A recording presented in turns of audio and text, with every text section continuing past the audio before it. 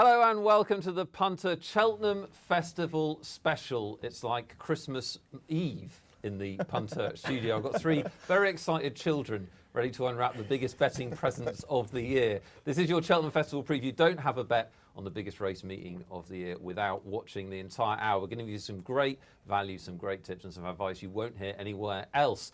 A great team to do it as well. First of all, Russell Wiseman from Sporting Bet. Hi, Russ, Nick. you excited? Yeah, very much so, mate. Worried, actually, and I don't usually get that way. And You go should through, be worried, mate. I think this is a unique festival. I've never seen the likes of it before. So many short price favourites, but they're short price favourites without any holes in it. I know we'll go through the races shortly, but very exciting, but a little bit apprehensive, I have to say. And you've pledged not to shave until one of the favourites gets beat, is that correct? Well, first and foremost, Nick, I think this is a good look for me, so don't go saying that. Don't go making too many holes. So let's not be... It's all about opinion.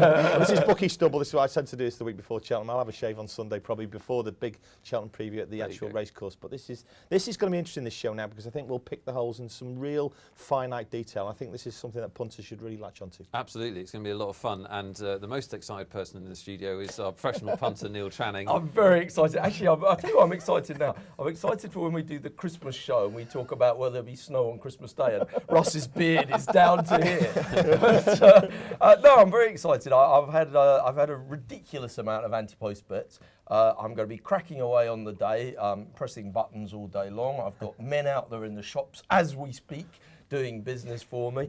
The internet accounts are all set up fresh. It's all going to be good. I've got switch cards coming out of my ear. You must be literally running out of aliases. And completing our lineup, he used to be Michael Wilson. He's now Badoogie Mike from badoogie.com. Mike, you must be in the same state of frenzied excitement. Massive. I think sort of if there was density of excitement in London at the moment, it would be pretty much just about here between me and Neil. Russ said it's the time when you're looking at all the big races, all the big favourites. He says they're bomb-proof, but so many festivals we go into the races thinking they can't get beaten, and they do. I think it's time to look at festival form, have a look back at last year and apply that to the markets this year and find a bit of value. Okay, well, we're going to get into it all. We're going to start by giving you some really great inside information because we've got one of the top jockeys at Cheltenham this year on the line, Barry Geraghty. Barry, great to have you with us. Hello. Hi, how are you? You excited? Hello. Hi, Barry. Are you looking forward to the festival, Barry? Hello. Hello. Hello. Can you hear us? I can hear you. Fantastic. Are you looking forward to next week? I'm of course, yeah, it's great week's racing. And every year, but definitely this year. Yeah, it should be fantastic, and it should be a great one for you. You've got some brilliant rides. Sprinter Sacre is obviously the one that people are most excited about. Yeah, he's likewise for me as well. He's an unbelievable horse to ride. He jumps and he travels the way he does. He could be one of the best I've ridden. And anything that you worry about in the race, or how confident can you be at this point? I'd be just hoping that things go well in the race. As regards a good round of jumping, obviously the most important thing. It is a novice chase and things can go wrong. So I'm just hoping. I'm more concentrating on my own horse that things go well for him, and if things go well, I think he's going to take an awful lot of beat. Hi Barry, it's Michael here. We're talking about bomb-proof favourites and looking back to last year. He came there cruising in the Supreme 12 months ago, and then Alfaroff came flying past you. Have you got any fears about the hill this time around, or do you think he's just a different horse altogether this season? No, he's a year older. He was a 5-year-old last year, and he's a big horse. He was pretty weak last year. He travelled brilliantly. He probably was in front early enough, really. But he's a 6-year-old. He's had a little wind operation. I don't think the wind was a major issue. I think it was just more of a tweaking. But I'd be fairly sure that the hill isn't going to be any problem. And it doesn't look as though there's going to be a massive field for the Arco. You've scared quite a few away. Would the plan be just to tuck in behind Q Card and see if you can hold on for him as long as possible? Well, I haven't sat down with Nicky yet to discuss what we'll actually do, but I'd imagine something like that. He's a horse that might just take me along a bit. I'm not really sure. He'd 7 weeks between Kenton and Newbury. So he was very fresh going to Newbury. He hasn't had as big a break between Newbury and Cheltenham, so if he isn't as fresh, he might be happier just to take a lead. So I'm not really sure. We'll probably just wait and see how it all fares out today and see how competitive it is up front, really. And you said he's one of the best you've probably ever ridden. That's an extraordinary comment coming from a jockey like yourself with the horses you've been associated with. What is it that makes him so special? He's so much class. He uses class. He's I've been doing a few of the Cheltenham previews, and he's a bit like, I'll describe it as being like a Ferrari among Fiestas. And there were no Fiestas he was among in the Chase in Newbury, but that's how he feels. He oozes class. Barry, let me ask you one quick question. If you could get the horse to run not in the Arkle but in the Queen Mother Champion Chase on Wednesday, would you fancy it? Well, you would, but it'd be a big ask to take on season pros on your 4 turnover fences, and it was never anything that arose. But like, I actually had given a thought as in how would it be, and you'd just be afraid over the 4th and 3rd last when the race really turns on that he could just be caught out of the fence, and you're looking for trouble with a top class novice like that. So I'm happy where he's going, and hopefully we'll be worrying about the Queen Mother next year. There's a couple of other horses obviously riding at the festival, Barry. Burton Port. How impressed were you with him at Newbury, and how much do you think he'll come on for that run?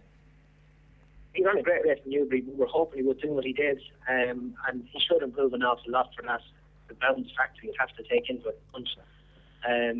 So we'll have to just wait and see how he goes in the day, but I think he has a massive chance, and I'm really looking forward to him. Great stuff. Barry, any other rides that you'd like to point our viewers' way that you're looking forward to? How about Tetlami? I love Tetlami. You love Tetlami. Yeah, Tetlami I think should go well. Nicky's very sweet on him. He's won his couple of hurdle races really nicely. He won well in Kempton. I think he has a good chance in an open enough race. Darlan is possibly the one to beat. Cinders and Ashes have good respect for. The Irish horses, 2 Steps to Freedom. It's a good race, and I think Tetlami will run well. Fantastic. Barry, have a great Cheltenham. Thank you so much for stopping by and talking to us today. Cheers, Barry. Thank you. Cheers, Barry. Thank you, Barry. Great to hear from one of the jockeys who'll be riding at the festival. Must be an amazing time for them. Let's talk Gold Cup. Let's start there. Obviously, the biggest race of the National Hunt calendar, one of the biggest betting heats of the year in any sporting event. And all of the news has been about Corto Star. Where are we with this in terms of betting and his price? Well, I mean, we've been trying to get this horse for a long time now, Nick. I think the reason is that we think the tank might be empty as it comes up that hill this year. Yeah. Obviously, it's an ageing horse, probably in human terms around about 40, 41 years old. This is a difficult ask to ask an athlete to win at the highest level. I've got to say though, I mean, this thing with the obviously the schooling fall, it's spooked people. It hasn't put people off backing it in the last few days. That's been quite popular. And Long Run's been a little bit weak in the last few days. But this is definitely the race of the 4. Obviously, we're starting off with the Blue Ribbon event. This is the race of the 4 that it would appear, obviously from the percentage and the odds, that we've got the best chance of maybe getting a good result. And certainly the likes of Synchronised, Midnight Chase, even Weird Al. Good each way money for those. Barry's obviously bullish about Burton Port. This is getting to have a nice shape about it as a race from a bookmaking point of view. Maybe not so much. I'm finding it funny that you use the expression the tank could be empty because by Friday afternoon it could the tank might definitely be empty. But I was interested, not so much this week in the Corto Star rumours, because obviously this time last week we were spending a lot of time talking about why Paul Nicholls didn't decide to give us all the info on Corto, and since then we now get to read about every blade of grass and every carrot and every sugar lump that he ever eats. We've had so many missives from Dick Cheat telling us exactly what's going on, and the feeling is definitely that it's going to run. I think now. Let's just look at the odds without him, just to cover this off for people, because you can bet without Corto Star and without Long Run if you feel like Corto Star and Long Run's too short, whatever. This is like the rest of the field. I don't know if that makes any appeal to you. Well, it's difficult again because Grand Cru is probably not going to run unless one of the big 2 something goes wrong and they don't run. So that's kind of going to throw this one into a bit of a mess as well, really. I think it's one interesting point about Grand Cru, and I've done about 3 or 4 festival previews now doing this one. Right? This is obviously the important one, and this is where we actually find the real answers here. Yeah. But a lot of people incredibly negative about Grand Cru for a horse that's actually been very successful.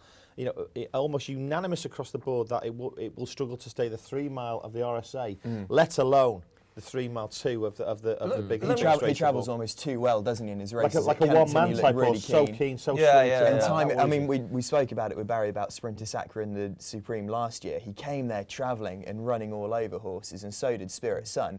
And then all of a sudden, Alfarov came and gunned him down. Tell us, for people that perhaps don't bet on horses as regularly, how unique is Cheltenham as a course, and how do you find, how do you find any kind of idea of what horses will do well there, what horses will struggle there with things like the trip and like the extra stamina? It's completely unique, and that's why year on year you see festival form from previous years coming to the fore again. Right. And people rattle on about it again and again and again.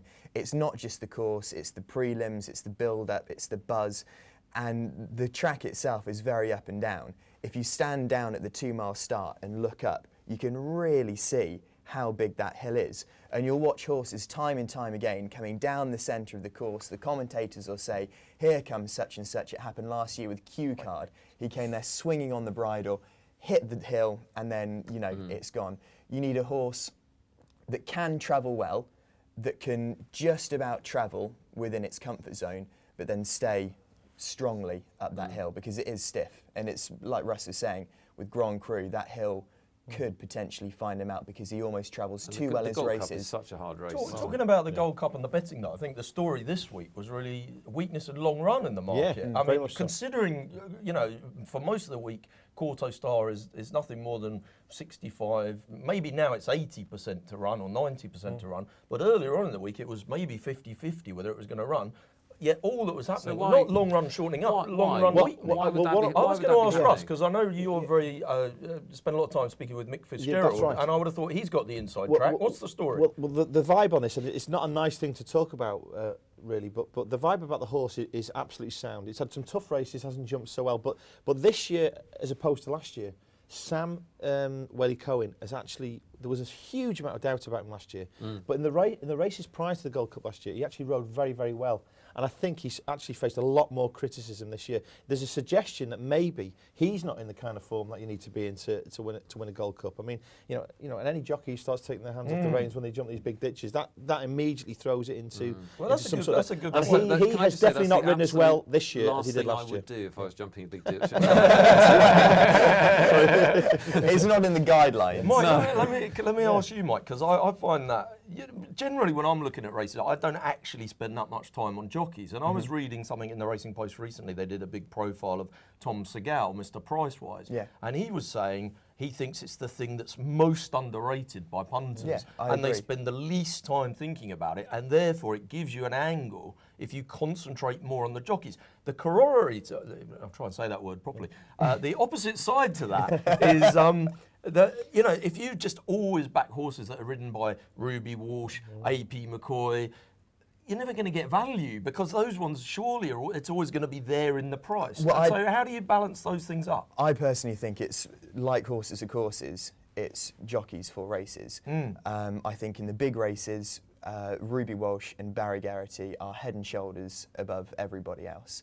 I think Paddy also is a very good big race jockey. This is an impossible question, but just for our viewers, quantify how much difference it can make. It's hard to do it in sort of pounds and lengths because. I want it in pounds and lengths. Okay, you've got to look at every single race by its own merits, basically. If there's a slow pace, a decent jockey will be alert to that and bustle the horse up to the front. But if you were considering 2 or 3 horses in a race, you thought it might make the difference for you. For me, personally, it's a tipping point. And I think this year, although Quarto has been back to his best, we've also seen Ruby in spectacular form from the side. I mean, I totally agree. I love Ruby, but I like what you've said. Barry and Paddy Brennan, Barry Geraghty and Paddy Brennan, 2 great jockeys that are underrated, and that's what you need to find an edge in the market. I know you're excited. Sorry, I'm excited. We're just going to take a break, but you can keep that excitement. Don't worry, it's there. I've got it till Tuesday. Exactly, little breath. We'll do more of this after the break. You're not going to want to miss it as we go through the festival day by day.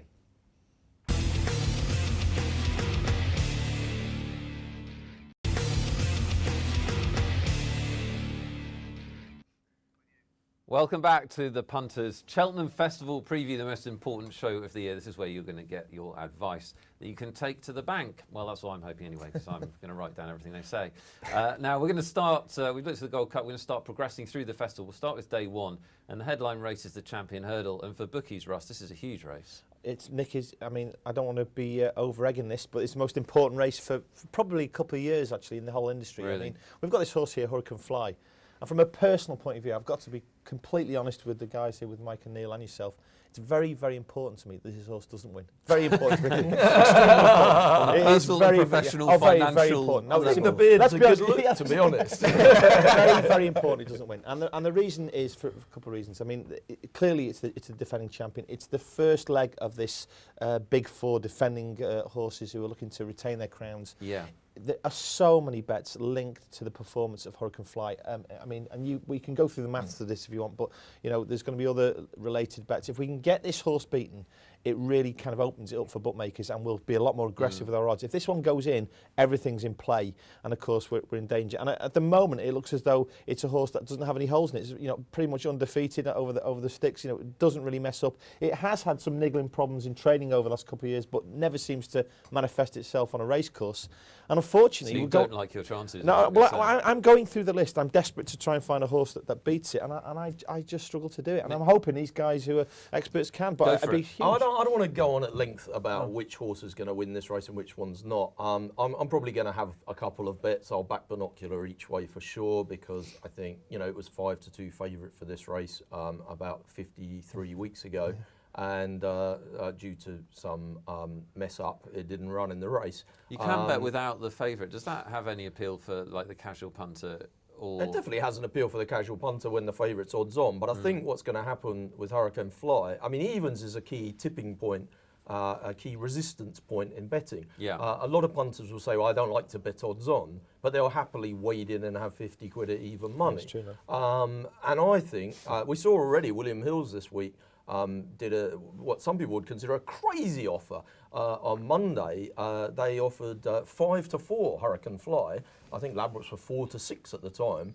They said you can have 100 quid maximum, and they stood it to lose £300,000. They claim. They probably got a little bit of interest at that. Yeah, I mean, to me, I thought it was a bit stupid, actually. If I was a William Hill director or a shareholder and I came in and I was on holiday and came back and found they'd done that, I would say, why do it the Monday before, right, you know, 10 days before the festival? Why not do it the day before when the recreational punters are champing at the bit to get a bet on? I think that all they really succeeded in doing was helped a lot of people to arbitrage between the Betfair price and the 5-4, and it didn't really serve the regular, normal run-of-the-day punter very well. Okay, Mike, if you had to back a horse that wasn't Hurricane Fly, where are you on this race? I'm glad you asked me that question, because I have backed a horse that isn't Hurricane Fly, Brave and I man, will well continue to back a horse that isn't Hurricane Fly. I'm strongly, firmly in the Binocular camp. I backed him at 7s and 13-2 each way. I think he's still value each way at 5-1. I think he's now a different horse, even to the Christmas Hurdle. Yeah, the odds we've got on screen are without Hurricane Fly. You're backing just the normal market, right? I'm all over Binocular. Everything. Yeah. I want a match bet as well with Zarkandar, but we'll come on to that in a second. Well, done it. Yeah, Binocular had a wind operation after he won the Christmas Hurdle at Kempton. He ran next time out at Wincanton. He looked completely different. He was travelling fluently. He was hurdling fast like he did before. And let's not forget, the time of last year's Champion Hurdle wasn't very good. Alfaroff won the Supreme Novices Hurdle in a time faster than Hurricane Fly won the Champion Hurdle. Binocular, the year he won the Champion Hurdle, he posted a time 3 seconds quicker than the Supreme Novices Hurdle won by Minora that year. I can't believe there is that much disparity between Hurricane Fly and Binocular. He's older though, isn't he? I was much better at things 2 years ago than I am now. Someone said you can't do that now. Don't interrupt, Michael. I'm enjoying this. This is fantastic. This is a man making a case. You, right? I agreed with Mike. Mike. Mike and I talked about this overnight, and I totally agree with his idea about Binocular, so I'm not going to knock that in any way. It's great stuff. Let me throw a couple of outsiders in. I know one of them you think I'm an idiot for thinking. I think Overturn might just be, it's going to go out there, it's going to fly off in front, yeah, it might just kick on and get them all at it. Like a Hardy I know Eustace you think I'm an idiot. yeah. Let me throw another one at you, which has not even made the caption, that's how big a price it is. Celestial Halo. Can we back that each way at 66s? I called you an idiot last night in the nicest possible way. I cannot change my opinion. And that is a brilliant way to finish the championship. Channing's an idiot, allegedly. Let's move on to the Arkle, which is always a fun watch. And again, very strong favourite. We've talked to the jockey. He's excited about riding it. When you've got a jockey like that saying it's the best he's ridden or one of the best he's ridden, and it's in basically a novice chase, that's pretty good, right? Yeah, that was disappointing to hear him say. But putting it into bookmaking and betting perspective here, we're not carrying anything like, and I'm talking about the industry now, not sporting bet obviously or Coral, but we're not carrying as an industry the same kind of liabilities on Sprinter Sacre as we are on those other four. It's still kind of matured, this market, and obviously people are cottoning on to the fact that it's well fancied, and Barry might say it's a real hot pot and one of the finest horses he's ever ridden. However, I still think we're going to try and get it. I think bookmakers are going to really go after this horse. It's the first biggie of the festival. The Supreme Novices is a wide open race. This is the one that people are going to get stuck into, and this isn't a complete cast of non-characters. There's some reasonable contenders in there. He was very keen, very fresh at Newbury. He's only ever won on very, very flat tracks. Michael's already talked about this hill. We've got to take this kind of horse on, and I think also that exuberance could pay the price. You touched on a very good point. We were talking about Paddy Power having this offer where if you have a bet in the race and Sprinter Sacre wins the race, they give you your money back. I thought that was a great offer. I mean, but also the reason why it's such a good offer is because it's it's not the first race, but it's the first short price favourite at the festival. It's the second race of the meeting. If you've got a chain of betting shops, you want punters in your shop. Let's get them in. So if I was running one of these firms, I wouldn't have done an offer 10 days ago offering 5-4 Hurricane Fly. I'd wait until Tuesday morning and I'd say, come to my shop. It's even money Sprinter Sacre, or maybe 11-10. I don't know. That would be. I think what you'll see and this is advice to punters that probably doesn't go against me, doesn't actually lend itself to me betting with my firm, but I do think you'll see some wild prices about this horse on Tuesday morning. There's absolutely no point in anybody backing this horse yet, because I know. Don't back it at odds on now for sure. I mean, this will be odds. You'll get the chance to back it. He's definitely the one for you guys to go and get, I'd say. Might be a great bet, but I'm not saying it's not. No, I can see him coming down the hill, pulling double, and the only other issue is I think Q Card's going to go out and lead. Sprinter Sacre tried to get a lead last time out at Newbury. Barry said he only settled after the last fence. He's going to be keen as mustard still. And I'm just so worried that going down the back, he'll be picking off those fences, bang, bang, bang. He'll look as though he's absolutely cruising. Alf Rov, Ruby Walsh, will be just chilling out in behind, saying, you go and do your thing. He'll come off the bridle a little bit, turning for home, and he will cane up that hill like he did last year. And if there's money back offers on Sprinter Sacre winning, I'd be all over. This is your favourite person. I'm absolutely loving this. This is the greatest. I want Michael, please come in here. This is fantastic. If this pans out the way you're saying, I'm just. Okay, I'll be happy if it pans out the way I'm saying. We have to move on.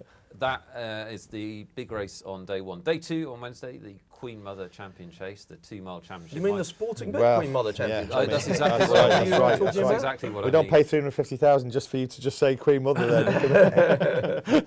The big race on Wednesday is the Sporting Bet. It's my favourite race of the year, and also one of my top 8 betting favourites. So tell us about this race. Sizing Europe as opposed to Sizzling Europe is the favourite. Yeah, I went 8-1 after 30 seconds after the race last year. We got filled in for £3,000 only in the first day, so we took about 25 grand's worth of liability. Since then, it's just slowly contracted in price. It's an appalling result for us. I think, again, appalling result for the industry. If Hurricane Fly has already won and it rolls into this, it's going to start to get twitchy. But this is a race we're worried about. We're trying to come up with an offer here, and I'm throwing this out to you guys here. We're trying to come up with an offer that's going to be attractive because it's our race. We need to make a statement.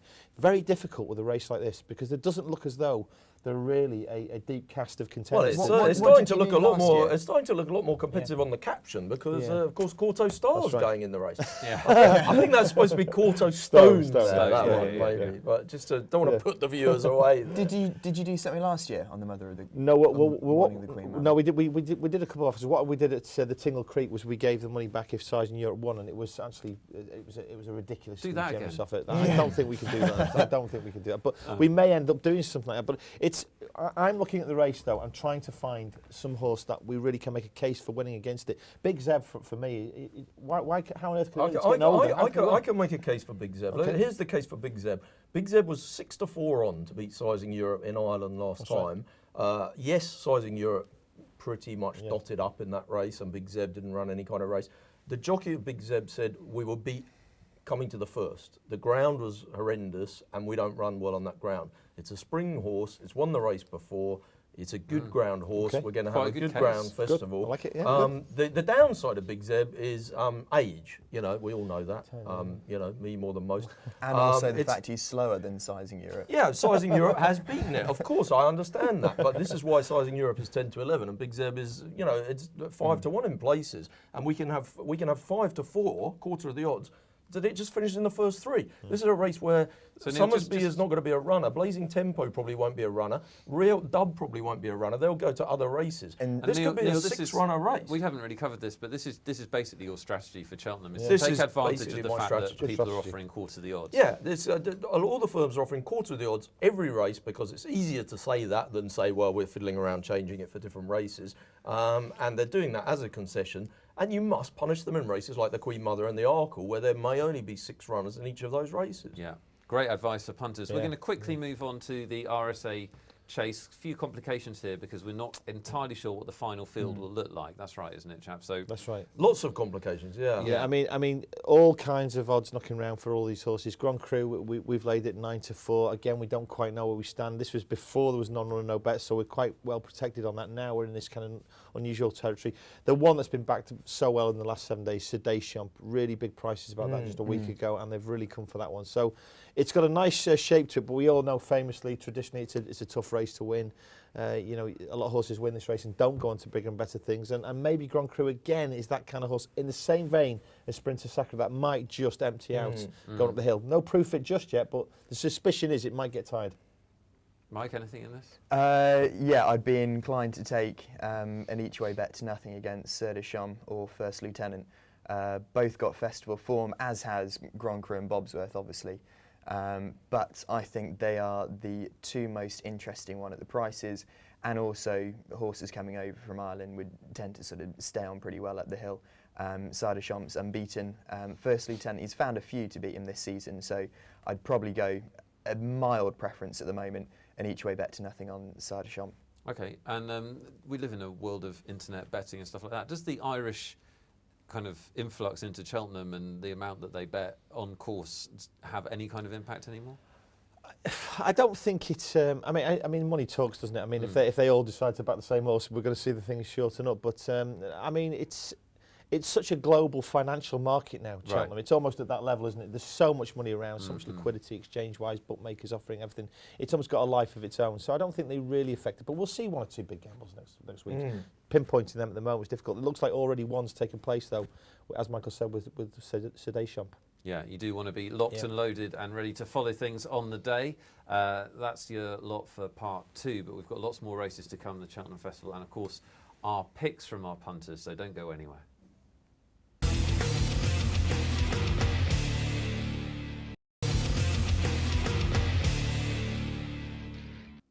Welcome back to the Punter Cheltenham Festival special, taking you through the biggest race meeting of the year, especially from a betting point of view. Already given you some great advice. I've written a lot down, and I'm going to the bank after this. Should be fine. Now, we're up to day 3 of the festival. I'm going to assume that everyone will still have money by then. And we're on to the Ladbrokes World Hurdle. Another race with a short price favourite, and this the shortest of them all. Yeah, it is the shortest of them all, Nick, and this is the one that we believe is a firm, and I believe it as well, actually. I back the company view up here that we think we're going to get this thing beat this Hello. time. Hello. We're going to get it beat. It's that simple. We can't be sitting on the fence here. Are you going to tie one of its legs to its body or something? Well, listen, I mean, something has to... Listen, you can't... This streak has to end. Well, I think we're at 15 at the moment. This is number 16. Is it going for... I think the Undertaker's the only other person who's got a streak like this at the in WWE at WrestleMania. But this horse, yeah, that's right. Yeah. But this horse now, I think we've just believed that this Oscar Whiskey, it's a horse we want to keep on side. We think this is a horse that can beat it, and we've got to take it on. I mean, last time at Cheltenham, you know, I know we have this thing about in play better with big bucks. It comes off the bridle, and people they don't even fall for it anymore because that's actually when it's at its best. Yeah. But It's like there are Ingles signs Dream, that maybe it's just starting to weaken slightly, and we've just got to believe we can take it on this year. There's a few good contenders, even the likes of Murad and Zaipur on their day could turn up and do something quite nice. But we're taking it on, and at 8 to 13, obviously standout price. That's good in 13 grand. That's not good in 130 quid. That's good for 13,000 quid. Yeah. I heard a rumour yesterday, and I don't know if this is going to turn out to be true, but if it is, I sort of knocked heels for this Hurricane Fly offer, which I thought was a bit silly. They're doing a brilliant thing, I've heard. They're going to go even money, big bucks, Saturday morning during the morning line. Isn't that a brilliant way to get a free TV ad? Extraordinary. I don't think you have to lay it for very much. You get a free TV ad basically for half an hour of them talking about it, and then you just say, okay, we've done with that now. Not bad. No. I have a friend called Martin Johnstone. He owns something called Gem Racing. They're a betting shop. He's a bookmaker. Very shrewd punter. His Cheltenham nap is Oscar whiskey each way. Yeah. Right. He would be one of the most successful punters you will ever meet. Very good judge, yeah. I don't know. I don't really fancy it. I sort of think it's a doubtful stayer. But no, it's a machinist thing, yeah. I mean, Oscar whiskey. Oh yeah, listen. I've been underwhelmed with it this year. I really have. I've heard sort of a few bits and pieces coming saying, didn't feel great, blah blah blah, or whatever after its previous races. I actually fancy one each way that's not even on that board that I've mentioned before. Lay it on us. A horse called Carlito Briganti at 25 to 1. Okay. And is that a definite runner, Mike? Is that not running? I'm not sure. I don't know. If it runs, then. Well, my opinion was that it was going to run. Non-runner, no bet. 25 to 1. Yeah. He was a winner at the festival last year. He's trained by Gordon Elliott, who is an emerging genius of equine talent from the Martin Pipe stable. He's now on his own. He's already won the Grand National and the E-Ball, which is quite extraordinary in itself. He will have this horse absolutely primed for whatever race it runs in at the festival. And I wouldn't be surprised at all to see it staying up the hill, flying up and snatching second or third. Okay, interesting stuff. Good. Anything else, Neil? Well, I'm backing a couple each way. I had a massive bet on Murad last year at 10 to 1 each way. Yeah. It's been a bit disappointing this year until the last race. Yeah, looked good last time. It led all last time. It was only beat 4.5 lengths in this race last year. Grand Cru was second. Obviously, Big Bucks won it. It's almost doubled the price. I'm going to back Murad each way. I'm also going to back Vola La Vedette each way, which has kind of similar kind of form. I don't know. I sort of think Oscar Whiskey might not stay. And I'm just kind of hoping we can get Big Bucks beat. I don't think 1,000 Stars or Zaidper are going to turn up in this race. So, that's my angle, really. OK, you've got the strategy for Cheltenham. You're quarter the odds each way if you're listening to Neil and Mike here. Let's move on, shall we? The day 4 big race is the Triumph Hurdle, assuming that people are still going strong. Just give me a quick sense of how big the relative markets are. Obviously, the Gold Cup and the Champion Hurdle are huge. All of the Cheltenham markets are big, but how much of a drop-off do you see for a race like this? You do see a drop-off. I think what happens is, with a race like this, for example, you see obviously the size of the bets turns markedly down. When you've got an evenly favourite, Neil will know this as much as anyone, you see huge 4-figure bets quite regularly with an evenly favourite. This is a little bit different. The position in the schedule makes a big difference. It does This is the first race of Gold Cup day. So if this was just after the Gold Cup, you'd see like a quarter of the business on it, wouldn't you? But because it's the first race of the day that day, it holds up quite well, I think. But this race used to be, Nick, I mean, if you even go back sort of 6-7 years ago, this used to be kind of quite a cavalry charge, a difficult race to pinpoint. Now it's actually always laden with great quality and some great horses. There's some real good performances. I think it's a lot easier than it used to be. Yeah, it's much easier. Because the advent of the Fred Winter has sort of separated the wheat from the chaff. That's a really good point. From a bookmaker's perspective, have you seen it better now that we've got the Fred Winter and the Triumph Hurdle as well as individual well, I think from a bookmaker's point of view, and obviously I've been on both sides, having worked for Exchange and as a bookmaker, I think that we used to get better results as a bookmaker going back a dozen years ago. We used to have some great results. You'd quite regularly see a 33 to 1 shot beating a 40 to 1 shot, beating a 25 to 1 shot. Now you're getting some real decent horses. Like you said, the Fred Winter. I think it's a hard race, but this year's. Let me ask you one quick question on this, because this is not a handicap. This race, so the correct each way terms is a quarter first 3. Now, a lot of firms, as a concession, will offer a quarter first 4, almost all of them. And some will come out and say, we're going to do a quarter first 5. First 5. And, you know, if you can get first 5, that's a lot of fun. I would imagine, I think Sky Bet usually do that. And I think we do. I think we'll do that for probably mobile bets only on the day. I think we will. But I mean, it's interesting. We're traditionally meant to just give quarter first 3 in this race. I think it's even fifth first 3. I think you meant to the old fifth terms. first 3 is the standard. Everybody really who's anybody will be betting quarter first 4. I think the big 3 will do quarter first 4. Well, this is something. But there will be a fifth place. There will be a fifth place, and that really does bring in solid horses like Pearl Swan, for example, which I don't particularly fancy. It's hard to see that being out of the first 5. Fantastic stuff, and you know where to go if you can find the first 5. Now, I'm delighted to say that we've got one of the jockeys riding one of the fancied horses in the race. Paddy Brennan is on the line. Paddy, are you with us? Yeah, hello. Hi, how are you doing? Yeah, not too bad, thanks. Good, good. We've just been talking about the Triumph Hurdle, so tell us about Baby Mix. Are you looking forward to the ride? Yeah, Baby Mix, he's in great form. I schooled him this morning. He felt great. Everything seems to be in good condition, so just really looking forward to the race now. Paddy, when we first saw him at Cheltenham, when he destroyed Hinterland, he looked absolutely epic. What happened next time out when he returned to Cheltenham? Yeah, obviously when he won the first time at Cheltenham, it was put up by the handicapper of the best performance by any juvenile this season. So that was obviously very exciting. And then the next day he went back to Cheltenham. Just a lot of things went wrong. It was a combination of his work at home had been almost too good and probably a bit too hard. And just the whole race in general, I thought Donald McCain's was going to go a gallop, and it just couldn't go quick enough to give him a lead. And I ended up getting in a fight with him, and it fell 2 out, and I just looked after him from there home. It was just a disaster of a race, really. So we're writing that off, effectively. Sorry? We can write that off in your eyes. Yeah, I'm never a fan of a really good horse ever doing something like that, because to be the best, you've got to come over all the negatives, and even if there's mistakes and things go wrong, a really good horse should still win. So yeah, he proved at Kempton that we got to know him an awful lot better, and we did things differently, and we got him back to somewhere near his best at Kempton. I think he'll be even better in the Triumph. And at Kempton, I was watching a preview, Ruby Walsh speaking about the Triumph Hurdle, and he just made the comment towards the end that Baby Mix was carrying his tail a little bit funny, running to the line, and sort of raised his eyebrows about his chances. What do you think Ruby was sort of inferring there? That he might be a bit of a character, or he was a little bit quirky, or idling out in front, or something like that?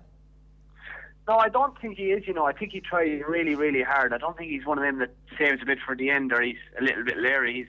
He's a very unusual way of carrying his tail. He did it when he won, and he did it, obviously, when he ran disappointing. And it's just the way he goes along. He's got an unusual way of carrying him, but honestly, that's just the way he is, and he'll be like that for life, and it doesn't really affect him, to be honest. Okay, Paddy, just tell us quickly about a couple of your other rides in the festival you're excited about. Volante in the Supreme Novices? Volante. Yeah, I ride Vulcanite in the Supreme Novices, a horse I hold in very high regard. From the moment he started school and he fell in love with jumping, it just hasn't worked out for him, really. He was very good in the first run at Kempton. The second run at Sudley school round, and he was brilliant. And then at Newbury, the plan was to get a lead, and there was no pace, and he ended up in front. And a couple of Charlie Longson's horses at the time probably weren't running up to form. So if we got him back to anywhere like his best and a truly run race like the Supreme Novices, I'm really hoping he can run a massive race. Neil and I both fancy Montbaison, Alan Kings, who you finished second to last time, and I also fancy Tet Lamy in the race. Do you think there's enough case for Vulcanite to reverse the form with both of those in a race that you say maybe run in a more ideal way to suit him? Yeah, you hope, Michael, that it's run in a more ideal. And obviously, having ridden against Montbaison and Tet Lamy, out of the pair of them, I'd have to say I was a lot more impressed with Montbaison and Alan Kings. I'd say he's probably the one we've all got to beat. But I can only go on Vulcanite, and all I can say is he'll be a totally different horse at Cheltenham. He's got unbelievable class, and if he gets a true run race and a bit of luck in running, he could surprise a lot of people. Fantastic. Well, I hope he does for you, Paddy. Thank you so much for stopping by and doing this for us. Yeah, no problem. Have a great Cheltenham, lads. Cheers. Right, good luck, Paddy. Cheers. Fantastic to hear from a couple of the jockeys involved in the festival. I'm sure you've enjoyed it. Really invaluable information. Now, after the break, we're going to look at some more of the races and also our punters, picks and fancies. Don't go anywhere.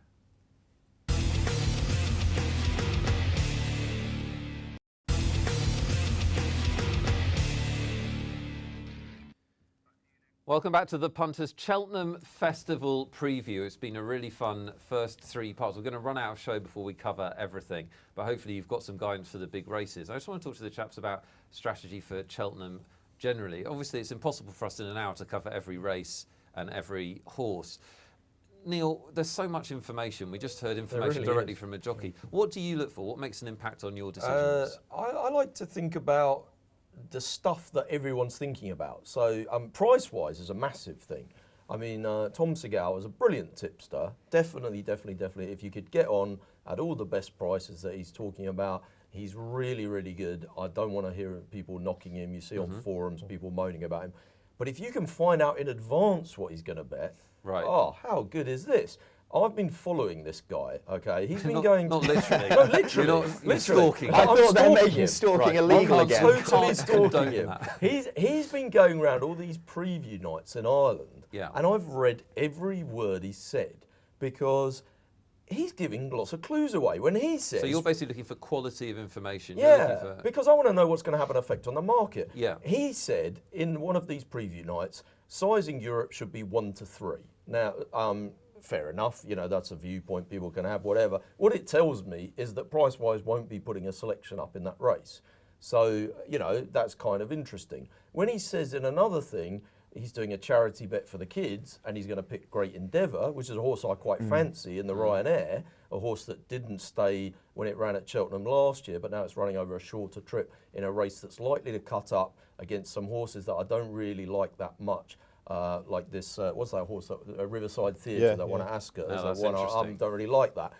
So I think Great Endeavour might be the price-wise horse. It's 12 to 1 at the moment. What sort of prices? 12 to 1 at the moment. I mean, you know, if we get to the day and price-wise tip it up, you could see that going off 7 to 1. Yeah, I think it's a perfect price-wise horse because he'll make the case. Imperial Commander did Paddy power to Ryanair and then progressed. He's got festival form in the book as well. He likes Cheltenham. Pipe is going to have a fantastic festival. Yeah. So you're very much keying in on what's going to move markets and how that can give you some kind of edge. Can't stress how brilliant a piece of information that is, but that's really, really interesting.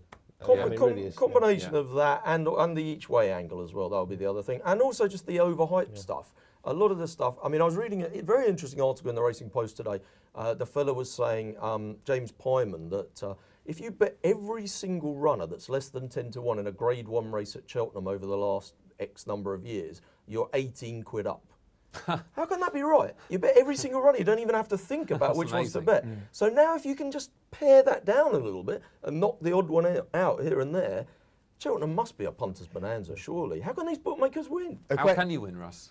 Well, I tell you we can win if we can get Hurricane Fly back on first. I'm very worried that you're going to sleep at night thinking about I do think this year it has got a little bit of a different flavour to it, and the conditions just are different. It is unusual, this one. I know we've been through about 17 since we've known each other, and they are different, these horses. They have got a better profile. There are 7 very, very short-priced horses that look fairly solid at the moment. You know, I think if it's 4-3 either way to punters and bookies, it'll probably be a winning festival for a bookie. So let's be clear. So we don't need to get every one of them beaten.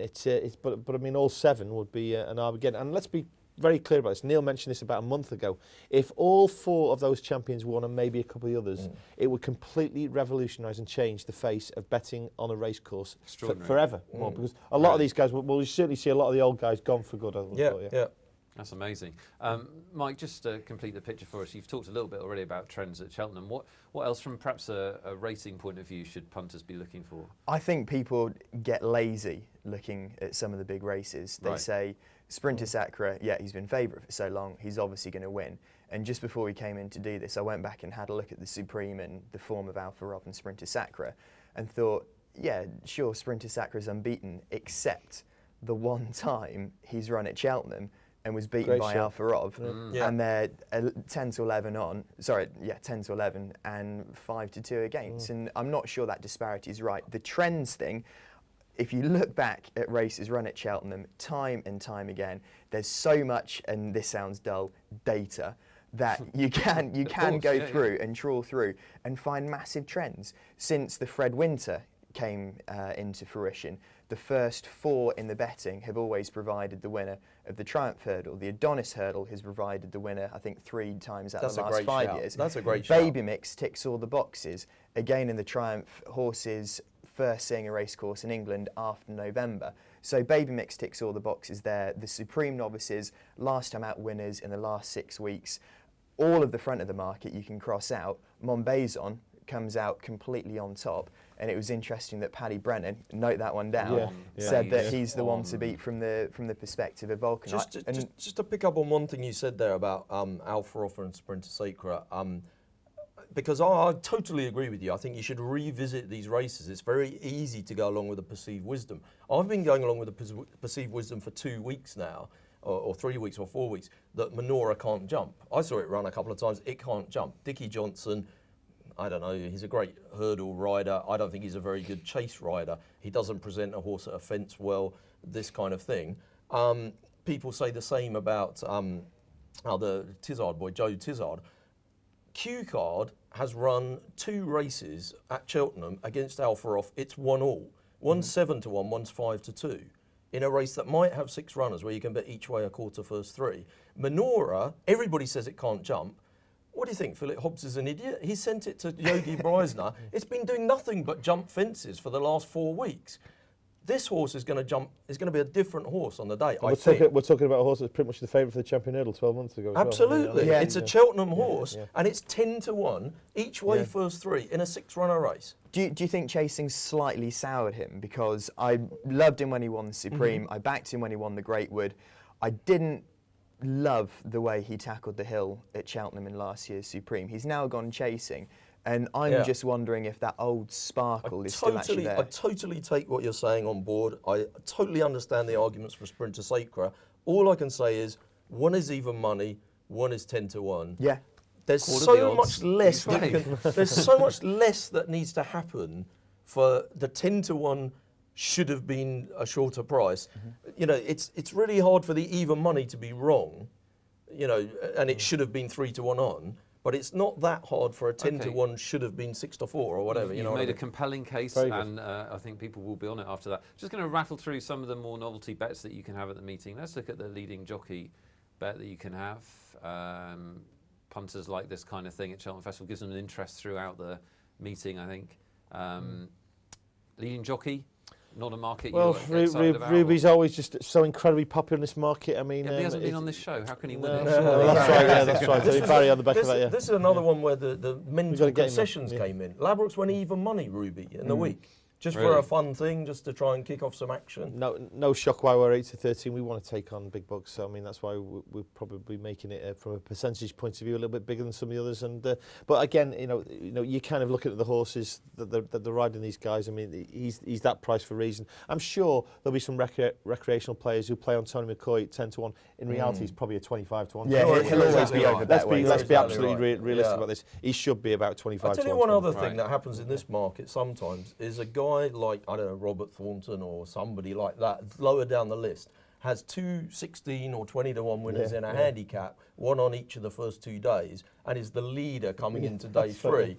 And they offer a mental price. You get a great in-play price. Ruby, if he's had say he's drawn a blank after 2 days, I mean, it's almost inconceivable that this could happen, but if he has, you know, he won't drift that much. He'll still be 6-4 or something. And this guy that's got 2 on the board will be 3-1 or 4-1 when he probably should be closer to even money. And a great piece of advice, Nick, actually, just on that basis, is keep an eye on the in-play odds, in-running odds, updated odds from bookmakers on that market for that very reason. But bet the guy that's got the score on the board. Don't bet the guy. Back the unfashionable guy who nicked a couple of 16-1 shots. You've got to get a great price on that running. Yeah, you'll be picking up a theme if you watch the show regularly on Neil's back the unfashionable pay. I mean, it's just literally that's where you find value against the crowd.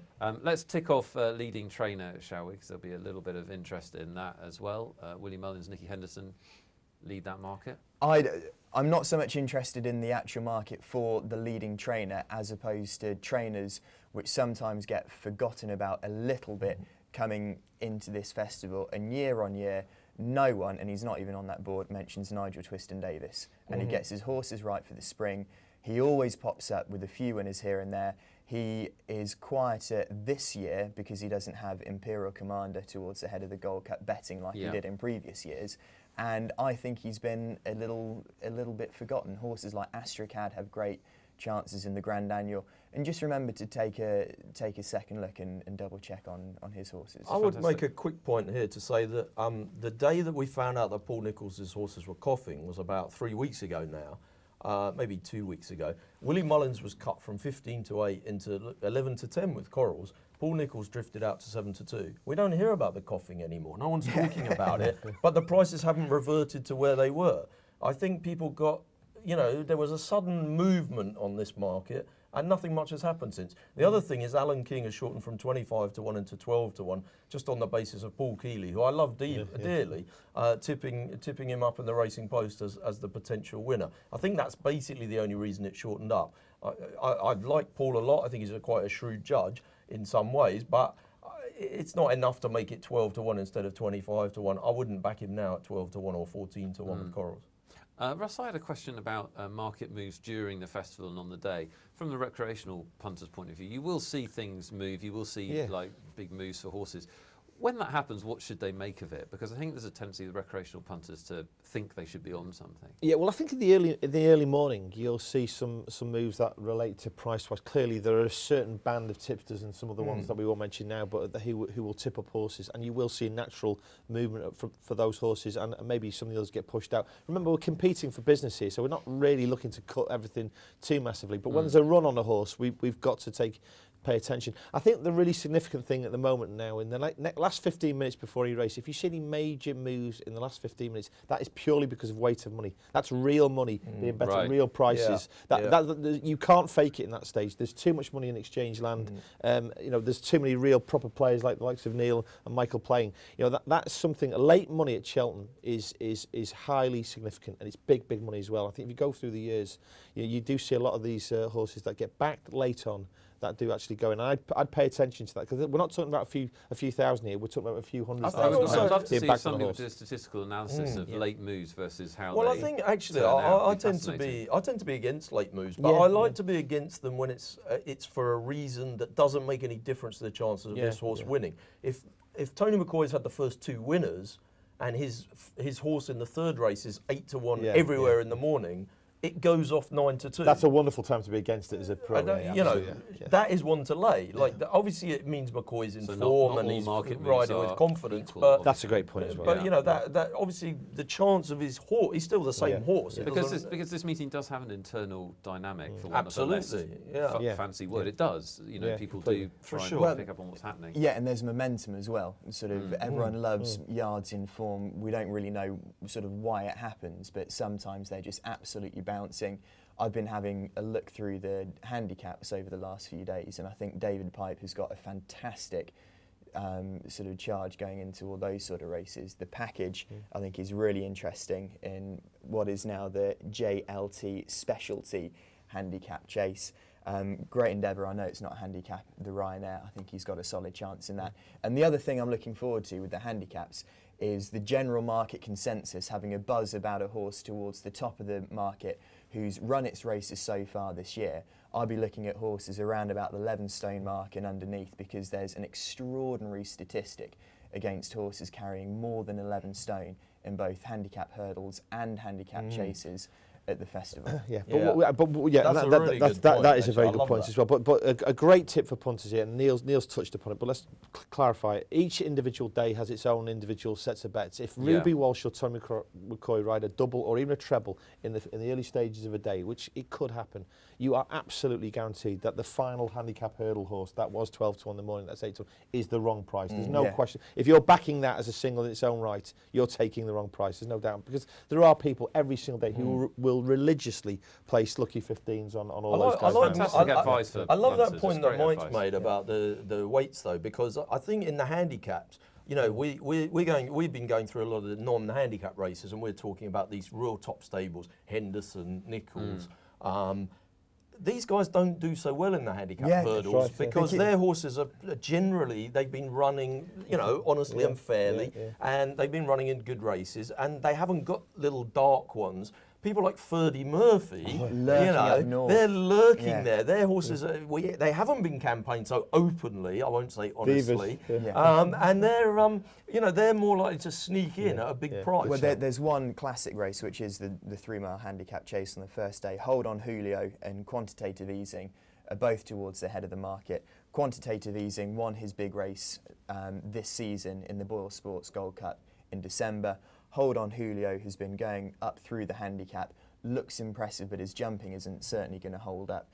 So you've got to look around about the 11 stone mark or below, around about a handicap mark of 140 specifically for that race. And do you know the great thing as well? Punters are lazy. They don't go down that far. They sort of have a look through the first half of the card. Look at the tote returns as well for horses towards the bottom end of the... You're exactly right. Towards the bottom end of the card. The high saddlecloth numbers often return overinflated prices because punters get bored. They search down the bottom, focus your attention advice. there. I hope you've all been writing everything down. There's 3 or 4 golden tips in there.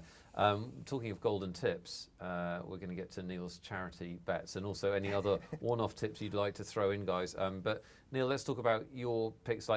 This is your naps, really, isn't it, for the Cheltenham Festival? I've got so many naps. Well, obviously, earlier on the punter, we went through these ones. I mean, I could give you a whole bunch of new ones for the punter. So just recap Cheltenham the horse special. racing ones here. We know you've gone for Scotland I've gone and for Rugby, Binocular and Big Zeb in an each-way double. I think Mike made a good case for Binocular. I just think it's a race that's not going to have that many competitive runners. I'm a bit anti-Zarkanda. I think Binocular is bang solid each way. Yep. Big Zeb, I take all the arguments against it. I understand what people are saying. It's 11 years old. It got thrashed by Sizing Europe last time. It got beat in this race last year. It's a spring horse that really likes the ground. It's 5 to 4 a place. That'll do for me. And the Q card of Menorah Angle is purely because I think the Arkela's really cut up. There's only going to be maybe 6 runners in the race. And these are big prices each way. Something's got to finish third. If I get 2 in the frame, I'm absolutely laughing. You never know. I might even back the winner. I hope you do, and so do the many charities hanging on your every tip. Russ, as a punter, give us a couple of tips. Well, where will your money be? Well, first of all, Nick, I reckon coming on this show and just listening to these blokes, I reckon I've made $4 grand in the last hour. So honestly, if you're watching this, you need to rewind this. Some incredible information just in terms of tactics and strategy. From my point of view, I'm focusing on the World Hurdle. I'm backing Oscar Whiskey each way. I'm backing Murad each way. I really think I've got a chance of turning over the big favourite, obviously big bucks, and certainly getting both those guys in the frame. That'll be a race I'll be looking at for me. Yeah, be a really interesting one. See whether Big Bucks is just going to run up to form or whether it'll be a good race. Mike, anything that you haven't mentioned so far, or would you like to just reaffirm a nap or something? Best plays, Sizing Europe will win the Queen Mother. 3 cracking each-way bets, Binocular, Baby Mix and Mon Baison, and a couple for the handicaps. The Package, which is running on Tuesday in the 3 mile handicap chase, and Astracad in the Grand Annual, which is the curtain closer on Friday afternoon. That'll get us right out of trouble. There's always a chance we can mention a race like that. Well done. Who's going by it? Neil, I know you're not leaving the house because that's not something you do. If I move away from the keyboard, it'll be to go to the toilet. Rush, you'll be there? All 4, yeah. Fantastic, Mike. Manning the shop at Badoogie Towers. We've got a great free-to-enter game, thousands of pounds of prize money up for grabs. So myself and Badoogie Dave, formerly known as Dave Neverson, will be posting it out through social networks. We'll be there. Well, look, wherever you choose to bet, you've been given more guidance than you deserve. What a fantastic hour of information that was. And massive, massive thanks to Russ, Neil, Mike, Paddy and Barry, the 2 jockeys who will be actually doing the riding, the hard work. Have a fantastic Cheltenham Festival and we'll see you soon for more punting.